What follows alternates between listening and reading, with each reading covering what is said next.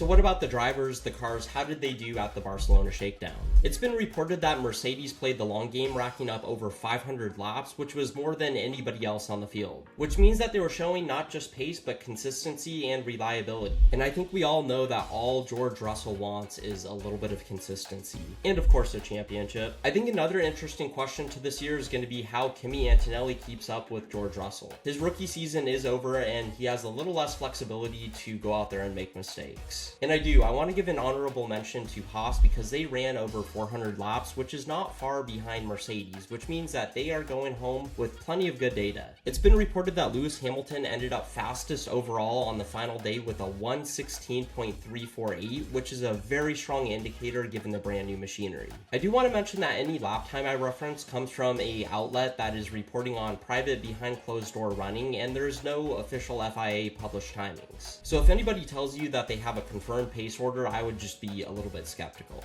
After a whole 50 days, Lando Norris finally got back in the car as a world champion. I'm sure that just has to feel good for him. Was he out there running any victory laps? Probably not, but you gotta remember that productive baseline running and data for development was the goal in this test, and McLaren seemed to deliver on it. And last but not least, I think it is worth mentioning Red Bull because they did have a little setback. It's been reported that Isaac Hadjar, who was promoted to Red Bull this year, crashed in wet conditions. Luckily, there was no reported injury, but the crash did eat into the runtime, especially given that Red Bull only showed up with one car. And if you didn't already know, private running, filming days, and restricted tests are governed so that each team only runs one car on a track at any given time, which pretty much just means that teams do not run two cars simultaneously like they do on race weekends. That being said, teams are physically allowed to bring more than one chassis. And if you like this clip, you can join me on YouTube for the full episode, and as always, follow me for more F1 content, and I love it when you share these videos with a friend who loves F1.